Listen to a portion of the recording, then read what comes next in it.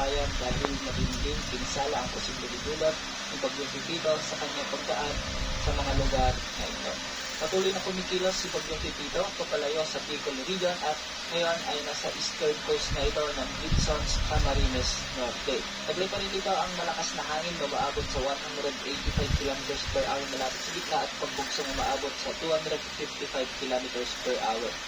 Sa ngayon ay kumikilos ito ng hilagang kanluran sa bilis ng 15 km per hour. Nakikita na natin sa ating satellite animations na buo ulit ang kanyang mata matapos itong manalasa sa bahagi ng Catanduanes kagabi hanggang sa madaling araw.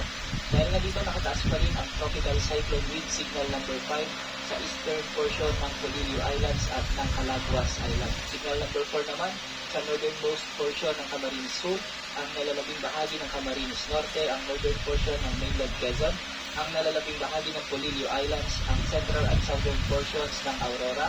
ang eastern portion ng Nueva Ecija, ang southeastern portion ng Nueva Vizcaya at ang southern portion ng Quirino Province. Signal number 3 naman sa northern portion ng Camarines Sur, ang western portion ng Catanduanes, ang eastern portion ng Quezon Province, ang eastern portion ng Laguna, ang eastern at central portions ng Rizal, sa bahagi ng Aurora, ang eastern at central portions ng Bulacan, ang northeastern portion ng Pampanga, ang nalalabing bahagi ng Nueva Ecija sa may Tarlac, ang northern portion ng Zambales, ang nalalabing bahagi ng Nueva Vizcaya, ang nalalabing bahagi ng Quirino,